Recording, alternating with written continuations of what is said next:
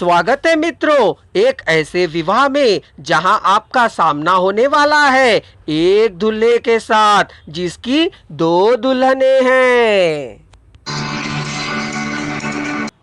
बेटियों के नाक, मुंह, गाल, आंखें और उनके शरीर के चलन आदि को देखकर माताओं ने सुदीर्घ सांस ली। माताएं अपनी बेटियों को देखकर फूलाना समा रही थीं, किंतु वह आनंद मल्ली को नहीं था। मल्ली दरवाजा खोलकर अंदर जाने को हुई तो दोनों बहुओं ने आकर, नहीं नहीं सासू माँ, अंदर मत जाओ, सोने दो ना उन्हें सासू माँ, कहा दोनों ने एक ही साथ एक ही स्वर में। अपने ही बेटे के पास जाने नहीं दे रही हैं वे कल की आई हुई छोकरियां। सोच आश्चर्य कर रही थी मल्ली। उनके कहे अनुसार अंदर ना जाकर मल्ली वापस लौट आई। मेरे बेटे पर वे अधिकार चला रही हैं, सोच सास बनी मल्ली घबरा गई। दोनों बहुएं सास की कांख में घुस गई थीं। यह देखकर उनकी माताओं ने उनकी बेटियों में आए परिवर्तन को देख आनंदित हो रही थीं।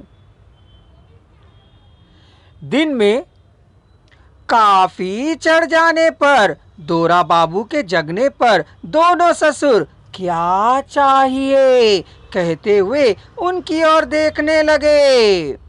दोरा बाबू द्वारा लोटा लेकर जाते हुए देख ससुर और पिता उसके साथ ही चल दिए। उस टट्टी वाले स्नान घर में दोरा बाबू को गर्म गर्म पानी से नहला धुलाकर मोती की तरह माँ चमका रही थी।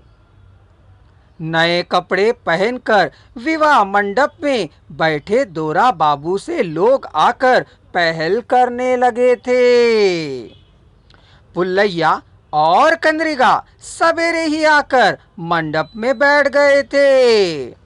दोनों दुल्हनें बिंदी काजल लगाकर बालों में फूलों को गूंथकर आ बैठ माताओं से और अड़ोस पड़ोस से आई औरतों से बतियाने लगी। क्या उन्हें देखा है? पुल्लैया ने पूछा। हाँ हाँ देखा है, कंद्रिगा ने कहा। क्या वे रो रही थी? अरे नहीं, माताओं के पास ही हैं क्या वे? हाँ हैं। वे कैसी हैं? सामान्य सी ही हैं। अभी तुम्हें क्या मालूम हुआ है रे? कुछ भी मालूम नहीं हुआ है। क्या तुम्हारी खोपड़ी है? क्या दिखाई नहीं दे रहा है? बुढ़ऊ, मेरे बाप, जरा समझ में आने जैसा बता सकते हो ना? कंद्रिगा ने कहा। अब भी तुम्हें कुछ ना मालूम होने से फिर कहाँ मालूम होगा? तुम कभी भी मालूम नहीं होगा। तुम्हें ना मालूम होने से जमीन फट नहीं जाएगी। चलो चलें, पुल्लैया ने कहा। दूल्हा दिखाई नहीं दे रहा है, चलो उसे देखते हैं, कंद्रिगा ने कहा। बुजलू ना सामने आकर दादा आओ कहा। दोरा बाबू कहाँ हैं? उसका एक दल है ना, उनके साथ वह बैठा है। वे लोग उसे देखने आए हैं। वह उनके साथ जरा टहलने गया है। यह देखो उस पेड़ के नीचे। बुजुलू ने उसकी ओर इशारा किया।